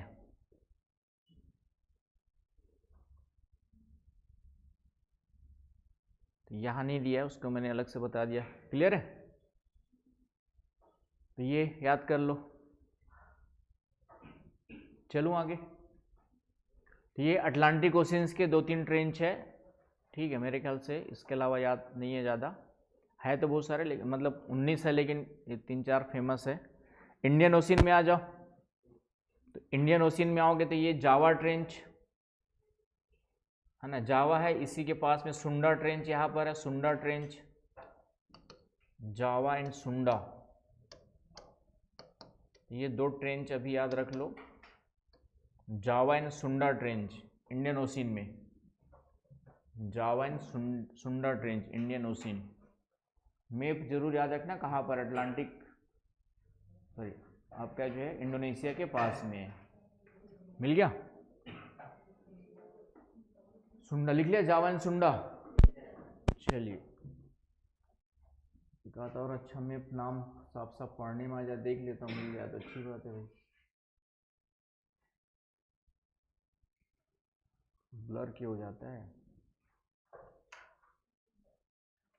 ये साफ साफ दिख रहा है, एक बार और नज़र मार लो। ये आपका एल्यूसेंट रेंज दिख रहा है आपका साफ साफ, एल्यूसेन है, क्यूराइल है, जापान है, फिर ये मेरियाना पूरा का पूरा, मेरियाना का ये सबसे अधिक गहराई वाला जो भाग है ये चैलेंजर डीप कहलाता है, दिख रहा है। फिर इधर आपका फिलीपींस ट्रेंच है, ये वाले छोटी प्लेट है वहाँ पे फिलीपींस। ये इंडियन ओशन का बताया जावा है, इधर जाएंगे तो सुंडा वेस्ट में कर देना, यहाँ पे सुंडा ट्रेंच, सुंडा को थोड़ा वेस्ट में कर लेना, जावा के इधर पड़ेगा, यहाँ पे सुंडा स्ट्रेट है, यहाँ पे सुंडा, जावा के वेस्ट में कर लेना सुंडा ट्रेंच। फिर एक करमडेक टोंगा ट्रेंच है ना, मेरियाना के बाद दूसरी सबसे गहरी ये वाली है, और इसी के नीचे फिर है आपका न्यू हेब्राइट्स ट्रेंच, दिख रहा है। फिर ये मिडिल अमेरिकन वाला है, पेरू चिली ट्रेंच, यहाँ पर ये लंबी वाली बताई दिया है, प्यूर्टोरिको और ये साउथ सैंडविच। तो इतनी ट्रेंच अभी कम से कम दिमाग में डाल लो, मिलाने विलाने के लिए क्वेश्चन आएगा तो आपको कवर करना है, ठीक है। तो आज इकोनॉमी खत्म हो गई, तो कल मेरी क्लास पहले रहेगी, दुर्गा का बच्चा हुआ ज्योग्राफी उसको भी कवर कराना है, और इंटरनल सिक्योरिटी स्टार्ट होगी बाकी बच्चों की, ठीक है ना।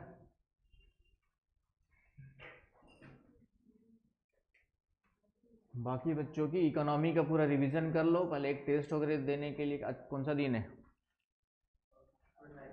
हाँ, तो उसका एक तो ऑब्जेक्टिव टेस्ट होगा तुम्हारा जियोमॉर्फोलॉजी का, कब होगा? कब होगा? शनिवार को? शनिवार को तो नहीं, ठीक है, शनिवार को तो क्लास लूँगा, ठीक है, बता दूंगा शनिवार या संडे भी रख लेंगे तो चलेगा, नेक्स्ट टाइम से पढ़ते रहो उसको। और ओशनोग्राफी, तो ये हो गया हमारा ट्रेंच के बारे में। तो हमारी प्रमुख स्थलाकृतियाँ हो गई, ठीक है, ये हमारी प्रमुख स्थलाकृतियाँ आपका जो है ये आपकी आज खत्म होती है। कल उधर पढ़ेंगे लघु स्थलाकृतियाँ कौन कौन सी है, तो अच्छे से पढ़ लेना है, प्रीलिम्स मेंस दोनों में काम आएगा। और समुद्र, मैंने कहा ना समुद्र का महत्व बढ़ते जा रहा है, तो आने वाले समय में समुद्र से विज्ञान से क्वेश्चन होने की संभावना बढ़ेगी। आ रही बात समझ में? क्योंकि हम लोग अब ब्लू इकोनॉमी पे जोन दे रहे, और ब्लू इकोनॉमी को समझने के लिए समुद्री सतह को समझना जरूरी है। तो आने वाले समय में हो सकता है यहाँ से क्वेश्चंस ज़्यादा पूछेगा।